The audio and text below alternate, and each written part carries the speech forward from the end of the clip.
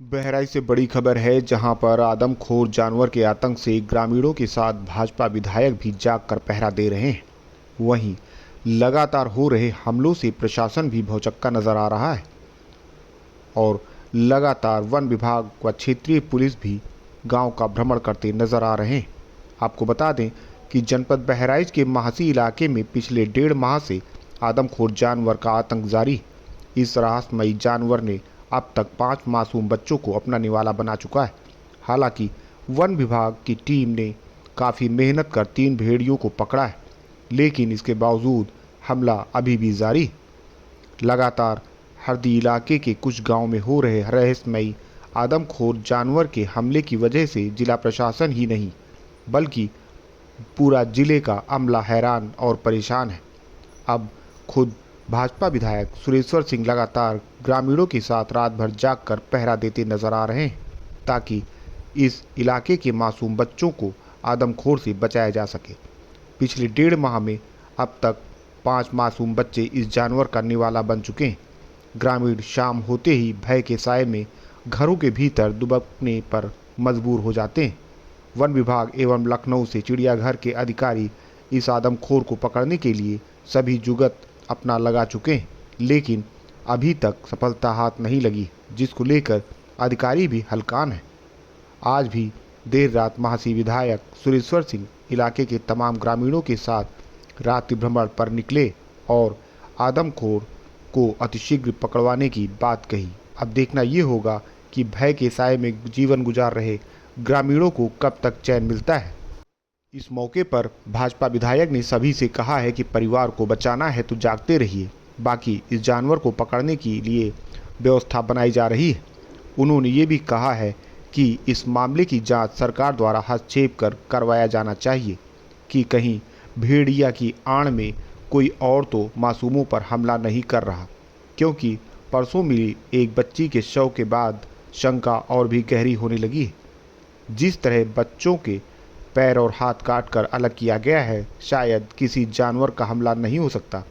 महासी विधायक ने पुलिस प्रशासन पर भी शिथिलता बरतने का आरोप लगाया है और अतिशीघ्र इस मामले की जांच की मांग की है। वहीं अगर वन विभाग की बात की जाए तो बहराइच पहुंची मुख्य वन संरक्षक रेणु सिंह ने मीडिया से बात करते हुए बताया कि ग्रामीणों को जागरूक होना बहुत ज़रूरी है। जब हम अपने घर पे होते हैं तो घर के दरवाजे को पूरी तरह से बंद रखना चाहिए। इस तरह ही हम अपने परिवार का बचाव करते हैं। ये हम सबकी जिम्मेदारी है कि आप अपने बच्चों की सुरक्षा करें। हमारी तरफ से भी टीम बनाई गई है। वन विभाग की टीम लगातार भ्रमण कर रही है। बहराइच के डीएफओ लगातार नज़र बनाए हुए हैं।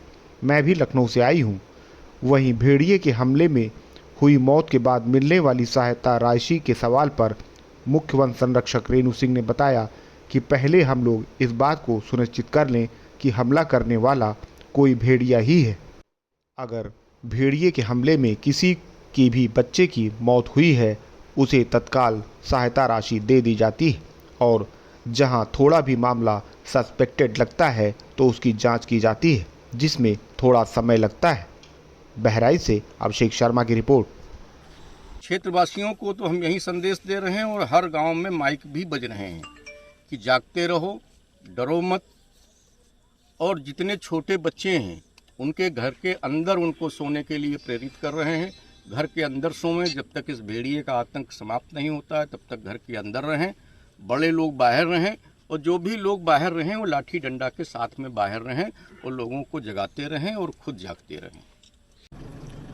तो भेड़िए का आतंक है और भेड़िए के आतंक के बाद में पूरा जिला प्रशासन, चाहे वो वन विभाग हो, वन विभाग तो 35 दिन से लगातार लगा हुआ है, चाहे वो ब्लॉक स्तर के अधिकारी हों, चाहे जिले स्तर के अधिकारी हों, सब लोग लगे हुए हैं। और जो परसों एक बच्ची खाई गई है, उसके देखने से ऐसा प्रतीत नहीं होता है, उसके देखने से ऐसा प्रतीत होता है कि उसका हाथ कटा हुआ है, पैर कटा हुआ है, किसी जानवर के खाने जैसा नहीं लगता है और उसके बदन पे कोई कपड़ा भी नहीं था।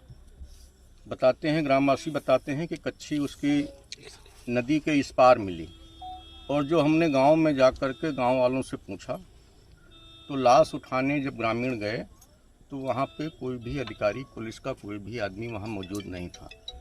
पुलिस वाले उस नाले के इस तरफ खड़े थे जहां मैं खड़ा हूं और उनको एक झोला दिया, कहा कि इसमें भर लाइए। आज जब फोरेंसिक टीम आई है, आज नदी भी बढ़ गई है। नदी बढ़ने के बाद वही पुलिस के अधिकारी वहां पहुंचते हैं। कल हमारी एसपी आरए से बात हुई तो उन्होंने कहा कि हमारा इंस्पेक्टर वहां मौके पर गया था। हमने इंस्पेक्टर से बात किया तो उन्होंने कहा मैं नहीं गया था, चौकी वाले गए थे। हमने कहा जो चौकी वाला गया हो उससे बात करा दीजिए। तो उन्होंने कहा कि चौकी वाले से हम बात कराते हैं। चौकी इंचार्ज ने बात की। हमने पूछा आप गए थे? तो उन्होंने कहा नहीं, नाले में पानी ज़्यादा था इसलिए मैं नहीं गया था, मैं एसडीएम के साथ इस पार खड़ा था। फिर हमने पूछा कोई सिपाही गया था? तो कोई सिपाही भी नहीं गया था। तो एसपी आरए की दोनों बातें झूठी हो गई। तो एसपी ने कहा कि एसपी आरए साहब जांच करके आई हैं। देखिए, ग्रामीणों को जागरूक होना बहुत जरूरी है। हम सब लोग जब अपने घर में होते हैं, हम अपने घर के दरवाजों को बंद रखते हैं, हम अपने बच्चों की सुरक्षा स्वयं करते हैं। ये हर एक परिवार का, हर एक मदर का, हर एक फादर का, ये सबकी जिम्मेदारी है कि आप अपने बच्चों की सुरक्षा आप करें। हम आपकी सुरक्षा के लिए खड़े हैं। हमने टीम्स बनाई हुई है, वन विभाग की टीम लगातार लगी है। हमारे डीएफओ साहब गांव में लगातार स्वयं दौरे करते हैं। मैं लखनऊ से आकर के दौरा करती हूँ, हमारे कंजर्वेटर साहब दौरा करते हैं, एडमिनिस्ट्रेशन यहाँ दौरा करता है। वन विभाग के द्वारा मैंने जो आपसे कहा कि देखिए, पहले तो इन्वेस्टिगेशन, पहले हम समझ लें कि वास्तव में ये भेड़िए का ही कार्य है। जहाँ पे बिल्कुल ये इन्वेस्टिगेशन कंप्लीट हो जा रहा है कि हाँ भेड़िए का है, तो उसमें कॉम्पेंसेशन दे दिया जा रहा है। जहाँ पे यदि थोड़ा बहुत यदि लगता है कि इन्वेस्टिगेशन और करने की जरूरत है तो वो जांच हो रही है। टीम्स मैंने और बना दी हैं, डिफरेंट डिस्ट्रिक्ट के भी और डीएफओज आ रहे हैं। यहाँ जो टीम्स बनी, हमारी बहराइच की टीम्स है, कतनिया घाट की भी टीम है, यहाँ पे डीएफओ साहब हैं, वो भी लगे हुए।